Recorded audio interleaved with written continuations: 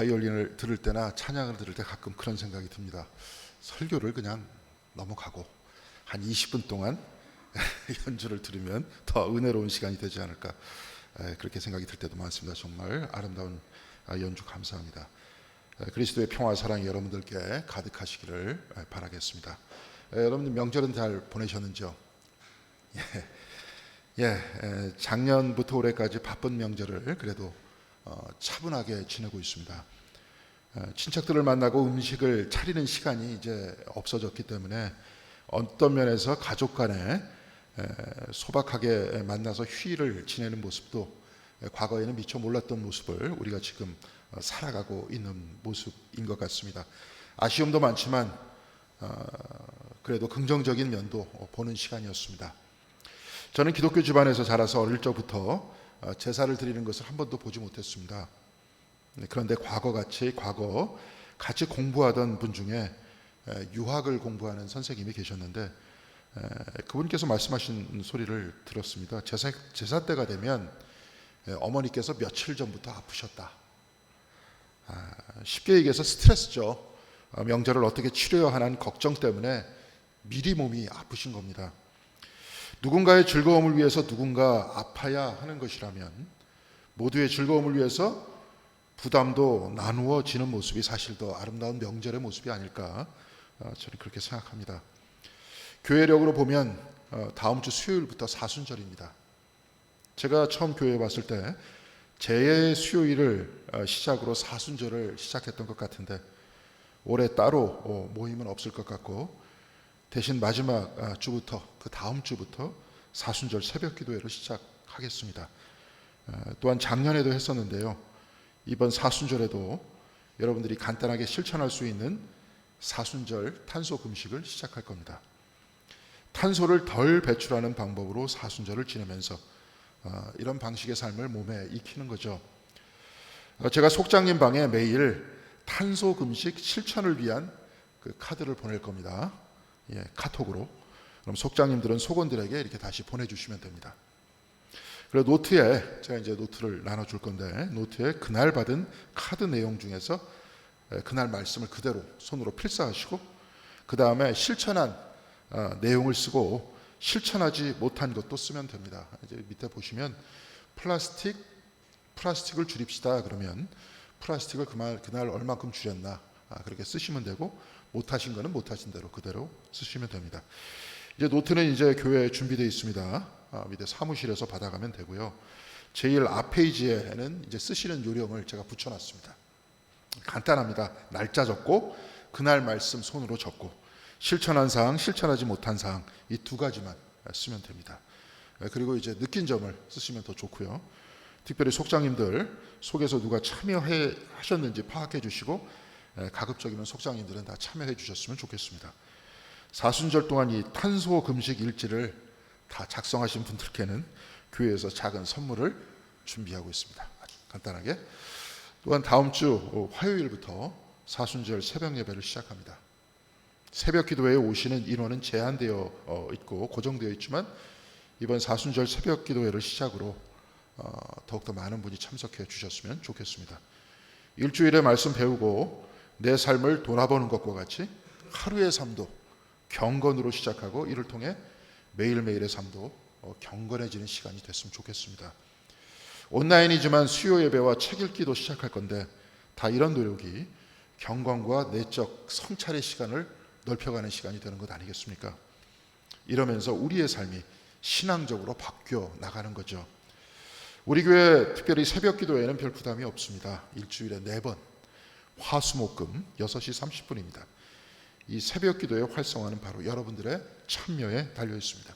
특히 마포 지역에 사시는 분들은 적극적으로 참여해 주시면 감사하겠습니다. 탄소 금식과 사순절 새벽 기도회를 통해 생명, 평화, 영성을 추구하는 우리 공동교회가 더욱 아름다워지는 그런 교회가 되길 바랍니다. 오늘은 주연절 후 마지막 주일이고 사순절을 알리는 첫 주일이기도 합니다. 사순절은 보통 겨울이 지나고 봄이 시작될 즈음에 그때 시작하죠. 작년에 우리 교회는 정원을 시작했습니다. 이번 겨울에 강추위가 왔던 적도 있고 해서 저는 나름대로 대단히 걱정했습니다. 또 정원에 대한 지식도 별로 없고 지금도 배우고 있는데 올 봄에는 나무 장사들이 돈을 잘 벌 것이다 하는 전망도 나오고 있습니다. 왜냐하면 지난 겨울 추웠기 때문에 나무들이 많이 동사했을 것이기 때문에 나무 장사들이 올 봄에는 돈을 많이 벌 것이다 이런 말이죠. 이런저런 소리를 듣다 보니까 걱정이 많아졌습니다. 교회 주변에 흙이 없어서 화분과 화단으로 만들어진 정원이 우리 교회 정원이기 때문에 추위에 많이 약할 것이 아니겠습니까? 그런데 둘러보니까 나무마다 꽃봉오리가 이렇게 맺혀 있는 모습을 봤습니다. 매화가 제일 먼저 핀다고 하죠.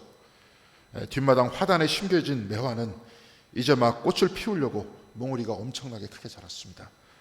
실제로 생명에 대한 경외감을 보여주는 그 요즘인 것 같습니다. 한번 예배 마치시고 돌아보시면 좋을 것 같습니다. 다시 생명이 시작되는 것. 부활은 아니지만 마치 부활과 같은 모양을 하고 있습니다.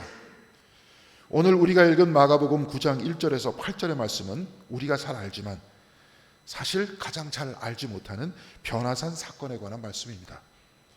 얼핏 보면 죽음에서 다시 살아나신 부활의 주님을 표현하고 있는 것 같지만 사실 이 사건은 부활 이전에 부활을 묘사하고 있는 겁니다. 또한 고난 이전에 부활을 묘사하고 있습니다. 부활은 아니지만 부활인 겁니다. 부활한 예수의 모습은 부활하실 때 표현하면 됩니다. 그런데 왜 성경은 부활 이전에 부활의 모습을 묘사하고 있는 것입니까? 먼저 오늘 본문 2절과 3절의 말씀에는 이렇게 기록되어 있습니다. 엿새 후에 예수께서 베드로와 야고보와 요한을 데리시고 따로 높은 산에 올라가셨더니 그들 앞에서 변형되사 그 옷이 광채가 나며 세상에서 빨래하는 자가 그렇게 희게 할 수 없을 만큼 매우 희어졌더라. 그들 앞에 변형됐다 하는 것과 다음 옷이 광채가 나는 것이라고 이렇게 연결되어 있죠. 몸이 광채가 나는 것은 물론 옷도 광채가 났다는 겁니다. 예수가 빛으로 가득 찬 몸으로 변화됐다 하지만 신학자들은 바로 이 모습을 크라이스트 선십, 예수 그리스도의 아들됨이다 바로 이렇게 표현하고 있습니다. 그러니까 이 자리에서 예수께서 하나님의 아들이시라는 것을 그대로 표현하고 있다는 겁니다. 그래서 빛으로 둘러싸인 바로 이 모양이 예수의 진정한 모양이다 이렇게 증언하고 있는 겁니다. 이런 외형적인 변화도 놀라운데 또 다른 일이 일어났습니다. 본문 4절의 말씀입니다. 이에 엘리야가 모세와 함께 그들에게 나타나 예수와 더불어 말하거늘. 예수께서 변형되셨고 모세와 엘리야가 나타나 예수와 더불어 말하였다고 했습니다. 여기까지 읽으면 이 모습은 완벽하게 부활하신 예수의 모양입니다. 몸이 빛으로 변형됐고 시간을 뛰어넘어 출애굽을 인도했던 모세와 바알과 아세라 선지자들을 이긴 엘리야와 대화를 나누고 있는 겁니다. 시간을 넘어섰다는 것을 두고 바울은 고린도전서 15장 3절에서 7절까지 보면 이렇게 이야기를 하고 있는데요. 3절에서 7절까지 보면 예수께서는 12제자와 500여 형제와 야고보와 모든 사도에게 보이셨다 이렇게 표현하고 있고 8절에는 만삭되지 못하여 난 자 같은 내게도 보이셨느니라 이렇게 말하고 있습니다. 내게도 보이셨다고 했는데 바울은 회심하기 전 교회를 탄압하는 사람이었죠. 해서 그는 예수를 믿는 자들을 결박하여서 예루살렘으로 보내기 위해서 길을 가다가 사도행전 9장 3절에 다메섹에 거의 다다랐을 때 호련히 하늘에서 빛을 비추는 것을 그렇게 목격합니다. 그리고 오늘 본문과 같은 변화산의 모양대로 그 빛 가운데 계신 예수를 발견합니다. 그리고 그 빛 안에서 소리가 나서 이르되 사울아 사울아 내가 어찌하여 나를 박해하느냐 이렇게 말씀하십니다. 바울이 누구시니까 이렇게 물었을 때 예수께서는 말씀하시죠. 나는 내가 박해하는 예수라. 다메섹으로 가던 길에서 보이신 예수를 만난 바로 그 사건을 두고 만삭되지 못하여 난 자 같은 내게도 보이셨느니라. 바울은 그렇게 말씀하고 있습니다. 부활한 주님께서는 제자들에게 보이셨고 이로부터 훨씬 시간을 뛰어넘어 다메섹으로 가는 바울에게 보이셨습니다. 예수께서는 모세와 만나시고 엘리야와 만나시고 제자들과 바울과 만나십니다. 그리고 오늘 우리도 이곳에서 예수를 만나고 있지 않습니까? 엠마오 마을로 가던 2명의 제자가 부활한 주님을 만나죠. 그리고 저녁 때 떡을 떼실 때 이들의 눈이 밝아집니다. 그런데 이들의 눈이 밝아질 때 예수께서는 사라지십니다. 그리고 이들은 누가복음 24장 32절에 서로 말합니다. 길에서 우리에게 말씀하시고 우리에게 성경을 풀어주실 때 우리 속에서 마음이 뜨겁지 아니하더냐. 우리가 성경에 대해 말씀하고 누군가 성경을 풀어줄 때 마음에 뜨거워지는 것을 경험하는 것, 바로 이것이 부활하신 주님과의 만남이라고 성경은 전하고 있습니다. 예배뿐만이 아니라 속회에서, 교회에서 서로 성경을 읽고 간증을 듣고 책을 읽고 말씀을 읽을 때 여러분의 마음이 뜨거워졌던 적이 있지 않습니까? 때로 홀로 성경을 읽을 때, 묵상할 때 마음이 감동했던 적이 있지 않습니까? 성경은 바로 이것을 부활하신 주님께서 나에게 나타나셨다, 이렇게 표현하고 있는 겁니다. 그런데 오늘 우리가 읽은 이 변화산의 사건은 부활 이전에 부활의 주님을 증언하고 있다고 했습니다. 왜 이렇게 했겠습니까? 부활의 주님을 말씀하기 위해서는 십자가 이후 다시 살아나신 주님을 통해서 이 부활의 메시지를, 말씀이 우리에게 던져주면 되는데 왜 구태여 우리에게 부활 이전에 부활의 주님을 말씀하고 있는 겁니까? 미국 에머리 대학의 설교학과 교수인 토마스 롱은 Reality Shows, 실체가 보여주는 것이라는 글에서 오늘 이 본문의 말씀에 대해서 이렇게 이야기하고 있습니다. 변화산 사건은 마가복음 한복판에 쓸데없이 삽입된 말씀이 아니다. 오히려 이 말씀은 우리 주변에서 일어나는 일을 다른 각도에서 보라고 말하고 있다. 별 기대도 안 하고 올라간 높은 산 꼭대기에서의 그 사건은 결정적인 것이었다. 오늘 이 사건은 베드로와 야고보와 요한과 우리를 골짜기에서 높은 산으로 초대하고 있다. 이 높은 산은 갈릴리의 지형이 아니고 하나님의 지형이다. 변화산의 사건은 우리가 예수의 정체를 깨닫는 사건이다. 골짜기 밑에서는 예수의 정체를 알지 못하지만 산 꼭대기에서는 눈이 열려 예수의 정체를 깨닫는 것이다. 토마스 롱은 변화산은 갈릴리의 지형이 아니라 하나님의 지형이라고 했습니다. 모세가 십계명을 받은 곳도 시내산이고 엘리야가 하나님을 만난 곳도 호렙산입니다. 산이 하늘과 가까이 있듯이 산이란 하나님과 가까운 곳이라는 것을 상징하고 있는 말입니다. 그러니까 산은 눈에 보이는 산이 아니고 하나님과 가까운 영적인 상태를 뜻하는 겁니다.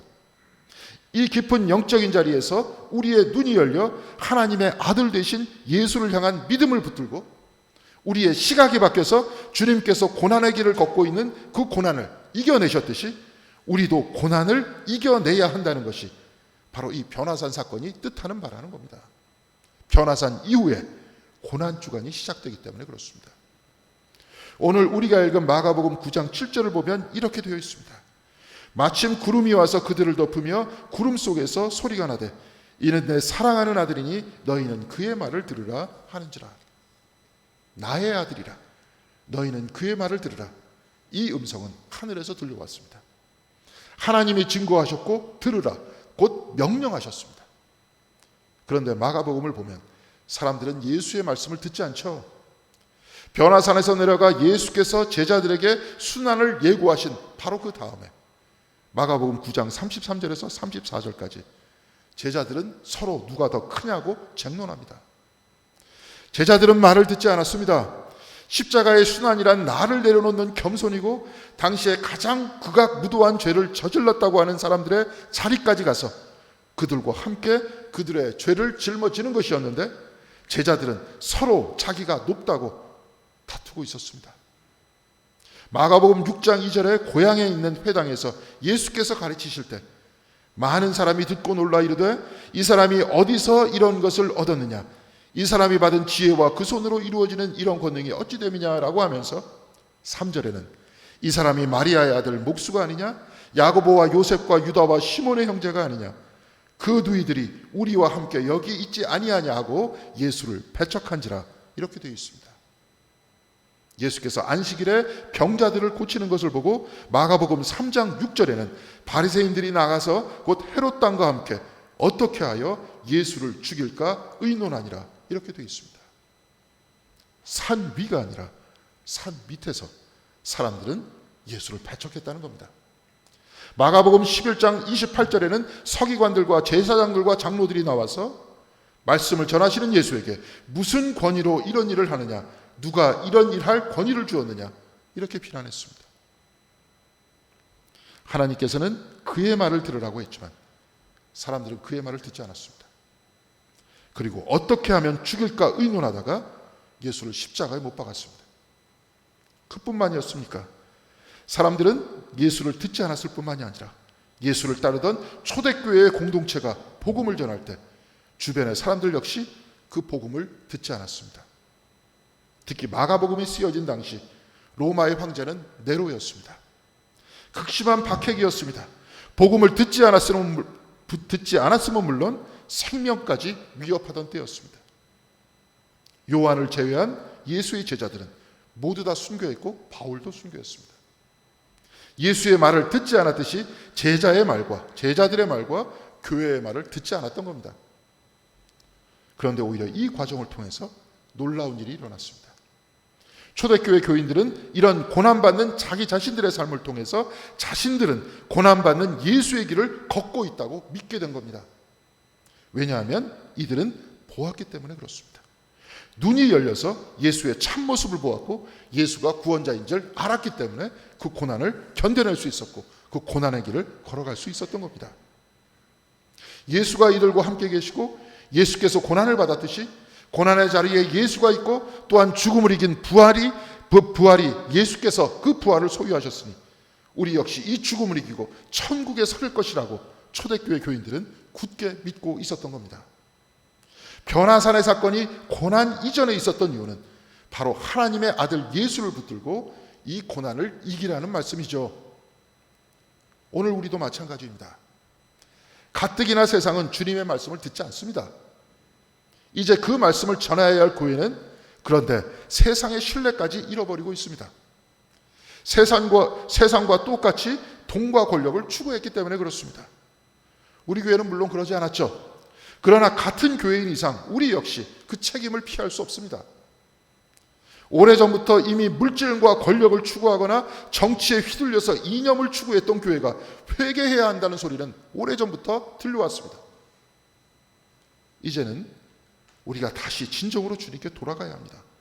진정으로 회개해야 할 때인 것입니다. 예수께서는 삭개오가 회개하는 그 자리에 계셨고 오른편 강도가 회개하여 구원을 바라는 그 자리에 계셨습니다. 회개의 자리에 주님께서 계십니다. 그러니 돌아서야 하는 것입니다. 그래서 변화산 주님을 만나서 오늘 이 고난을 이겨내야 하는 것이 바로 오늘 우리에게 전하는 변화산 구원의 메시지인 것입니다. 이 변화산은 갈릴리의 지역이 아니라고 했습니다. 하나님의 지역이라고 했습니다. 변화산은 우리의 눈이 열리는 바로 그 신앙의 자리가 변화산입니다. 말씀을 펼쳐들었을 때 성경에 나오는 예수가 2000년 전 살았던 현인이나 철학자가 아니고 나의 구원자가 되시는 하나님의 아들로 변형될 때 내가 당신을 나의 구원자로 받아들이고 이 믿음이 내 마음 안에 가닿을 때 바로 그 자리가 변화산인 것입니다. 그러니 변화산은 말씀을 묵상하는 버스 안이 될 수도 있고 성경을 봉독하며 주님을 만나는 산책길이 될 수도 있습니다. 그리고 말씀을 듣고 찬송하고 수요 예배하고 새벽 기도하는 우리 교회가 또한 변화산인 것입니다. 바로 이것이 주님 만나는 곳이고 바로 이곳 우리 교회로부터 세상의 고난을 이겨나가는 겁니다. 오늘 본문 9장 8절을 보면 문득 둘러보니 아무도 보이지 아니하고 오직 예수와 자기들 뿐이었더라 이렇게 되어 있습니다. 모세와 엘리야도 사라졌습니다.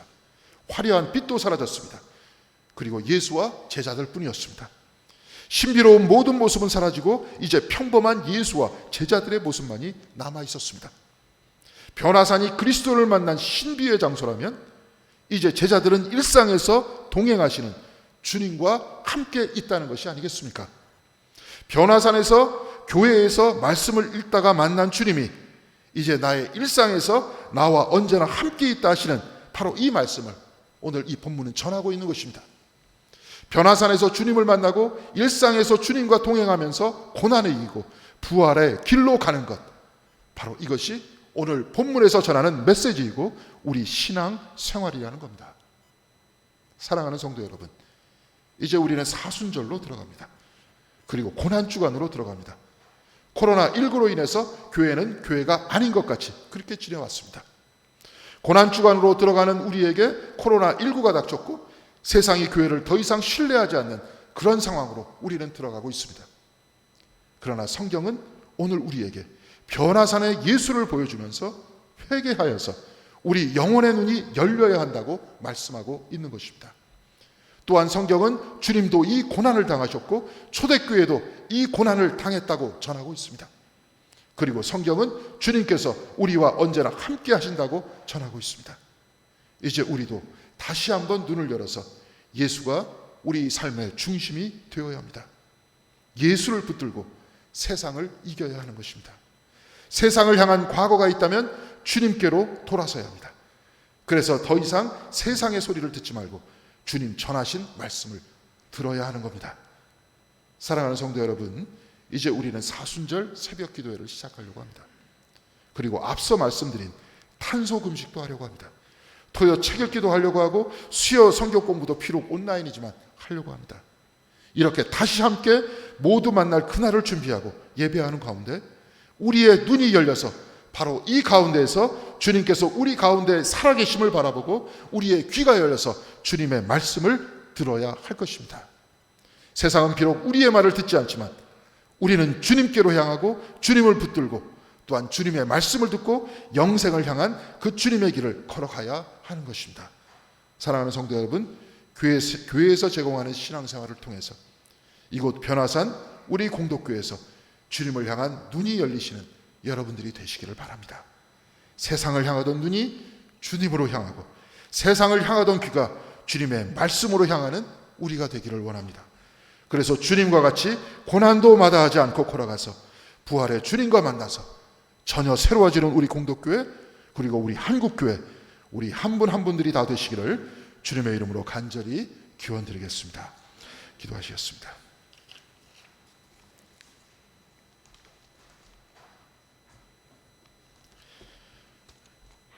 변화산의 말씀을 통해서 이제 우리가 사순절로 향합니다. 주여, 우리 마음 가운데 우리의 삶 가운데 살아계신 주님을 향한 우리의 눈이 열리게 하여 주시옵소서. 주님께서 사순절의 길을 걸어가기 바로 그 직전에 또한 그 변화산 위에서 변화된 모습을 보여주었듯이 우리 모두가 그 변화된 주님을 바라볼 수 있도록 인도하여 주시옵시고 하나님의 아들 되신 주님을 바라볼 수 있도록 인도하여 주시옵시며 그 주님과 동행함으로써 우리 일상을 닥쳐 나가는 그러한 모든 고난을 이겨낼 수 있는 넉넉한 믿음을 저희들 모두에게 허락하여 주시옵소서. 그리하여서 이 사순절을 통해 우리가 변화되기를 원합니다. 또한 우리 교회가 변화되기를 바라고 우리 한국교회가 변화되기를 바랍니다. 주여, 이 가운데 함께하여 주시옵시고 새로워지는 우리가 이제 다시 한번 일어설 수 있는 또한 우리 자신과 우리의 신앙생활과 한국교회가 될 수 있도록 주여 붙들어 주시옵소서. 언제나 주님께서 같이 하여 주실 것을 믿사오며 이 모든 말씀 우리 주 예수 그리스도 이름으로 기도드렸습니다. 아멘.